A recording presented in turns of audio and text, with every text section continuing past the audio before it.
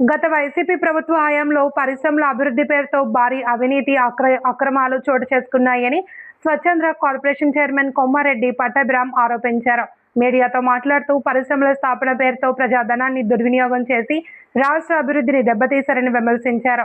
ప్రస్తుతం ముఖ్యమంత్రి నారా చంద్రబాబు నాయుడు నాయకత్వంలో ప్రభుత్వం పెట్టుబడులను ఆకర్షిస్తూ యువతకు ఉపాధి అవకాశాలు కల్పించడమే లక్ష్యంగా పనిచేస్తోంది అని అన్నారు. రాష్ట్రంలో కొత్త పరిశ్రమల ఏర్పాటుకు అనుకూల వాతావరణం కల్పించడంతో పాటు స్థానిక యువతకు ఉద్యోగాలు అందించేలా చర్యలు చేపడుతున్నట్లు తెలిపారు. పరిశ్రమల ద్వారా ఆర్థికాభివృద్ధి, ఉపాధి సృష్టి, ప్రాంతీయ సమతుల్యత సాధించడంపై ప్రభుత్వం ప్రత్యేక దృష్టి సారించింది అని పేర్కొన్నారు.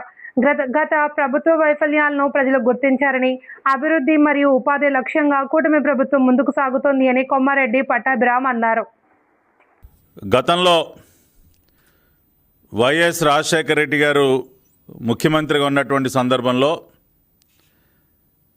ఆయన కుమారుడు జగన్మోహన్ రెడ్డి ఏ విధంగా అయితే తన తండ్రి యొక్క ముఖ్యమంత్రి పదవిని అడ్డుపెట్టుకొని కోట్ల రూపాయలు క్విడ్ ప్రోకో ద్వారా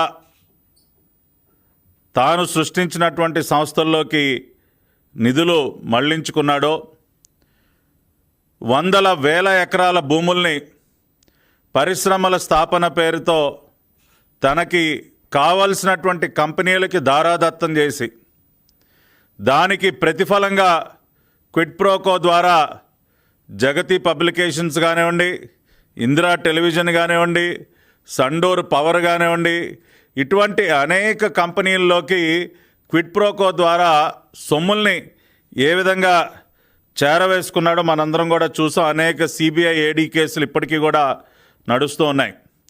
దానికి సంబంధించినటువంటి ఒక ఉదాహరణే బ్రహ్మణి స్టీల్స్. మరి కడప జిల్లాలో తానేదో కొన్ని వేల మందికి ఉద్యోగాలు కల్పించడం కోసం, ఉపాధి కల్పించడం కోసం పెద్ద పరిశ్రమని తీసుకువస్తున్నానన్న ఒక భ్రమని సృష్టించి ఆ రోజున దాదాపుగా 14,000 ఎకరాల భూముల్ని ఆ రోజున బ్రహ్మణి స్టీల్స్కి కట్టబెట్టినటువంటి వైనం. అంటే పరిశ్రమల స్థాపన ముసుగులో జగన్ రెడ్డి ఏ విధంగా లూటీ చేశాడన్నదానికి ఒక ప్రత్యక్ష ఉదాహరణ బ్రహ్మణి స్టీల్స్.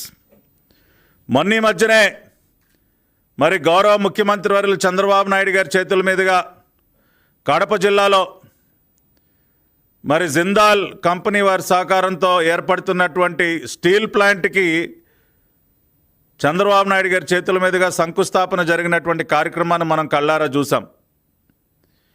ఈ రోజున ఎన్డీఏ ప్రభుత్వం చంద్రబాబు నాయుడు గారి సారథ్యంలో, నరేంద్ర మోదీ గారి సహకారంతో పెద్ద ఎత్తున పరిశ్రమలు తీసుకొచ్చి ఉపాధి కల్పిస్తూ, సంపద సృష్టిస్తూ ఒక ఉపాధి విప్లవానికి నాంది పలికితే నారా లోకేష్ గారు చేస్తున్నటువంటి అవిశ్రాంతమైనటువంటి కృషి వల్ల ఈ రోజున పెద్ద ఎత్తున పెట్టుబడులు వచ్చే ఒక ఉపాధి విప్లవం ఈ రోజున మన కళ్ళెదురుగుండా కనపడుతూ ఉంటే, గతంలో రాజశేఖర్ రెడ్డి ముఖ్యమంత్రిగా ఉన్న సమయంలో కానీ, జగన్మోహన్ రెడ్డి ముఖ్యమంత్రి అయిన తర్వాత కానీ ఉపాధి సృష్టి పేరుతో లూటీ జరిగినటువంటి పరిస్థితికి బ్రహ్మణి స్టీల్స్ వ్యవహారమే ఒక ప్రత్యక్ష ఉదాహరణ. ఒక్కసారి మనం దీని పూర్వాపరాల్లోకి వెళ్ళినట్లయితే, మరి కడప జిల్లాలో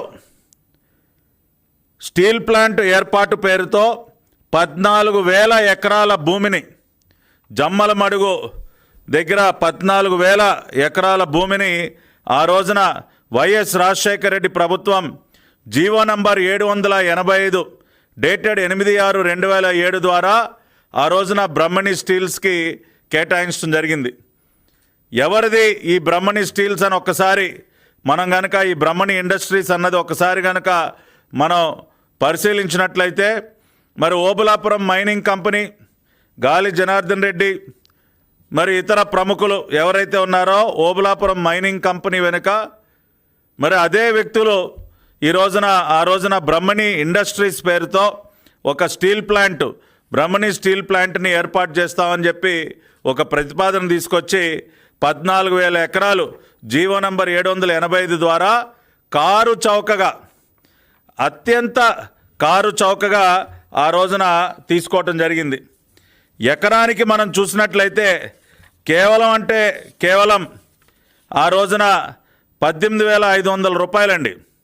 ఎకరం 18,500 రూపాయలకి దాదాపుగా మరి 14,000 ఎకరాల భూమి, దానిలో 10,760 ఎకరాలు స్టీల్ ప్లాంట్ ఏర్పాటు పేరుతో, అదేవిధంగా 3,115 ఎకరాల భూమి విమానాశ్రయ నిర్మాణం పేరుతో, 14,000 ఎకరాల భూమి కేవలం ఎకరం 18,500 రూపాయలకే కట్టబెడుతూ మరి జీవో నంబర్ 785 ఆ రోజున రాజశేఖర రెడ్డి ముఖ్యమంత్రిగా ఉన్నటువంటి సమయంలో జీవో ఇచ్చినటువంటి పరిస్థితి.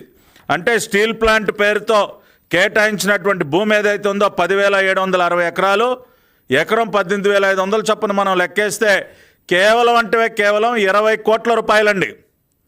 కేవలం 20 కోట్ల రూపాయలకి 10,760 ఎకరాల భూమి స్టీల్ ప్లాంట్ పేరుతో కట్టబెడితే ఈ రోజుకి కూడా ఒక్క ఇటుకరాయి కూడా దానిలో పెట్టని పరిస్థితిలో ఈ రోజున ఎన్డీఏ ప్రభుత్వం, చంద్రబాబు నాయుడు గారి ప్రభుత్వం ఆ భూమిని తిరిగి మళ్ళీ వెనక్కి తీసుకోవటం జరిగింది. ప్రజల సొత్తు ఏదైతే ఉందో, రాష్ట్ర ప్రభుత్వ ఆస్తి ఏదైతే ఉందో, మరి జగన్మోహన్ రెడ్డి యొక్క లూటీకి బలైపోయినటువంటి దాదాపుగా 14,000 ఎకరాల భూమి ఏదైతే ఉందో దానిని కడప జిల్లా కలెక్టర్ గారు చెరుకూరు శ్రీధర్ గారి ఆదేశాల ద్వారా ఇవాళ న్యాయస్థానాల్లో ఉన్నటువంటి అన్ని ఆటంకాలు తొలగించుకొని ఈ రోజున మళ్ళీ కూడా ప్రభుత్వ ఆస్తిగా, ప్రజల ఆస్తిగా మారినటువంటి పరిస్థితి ఇవాళ మనం గమనించాలి.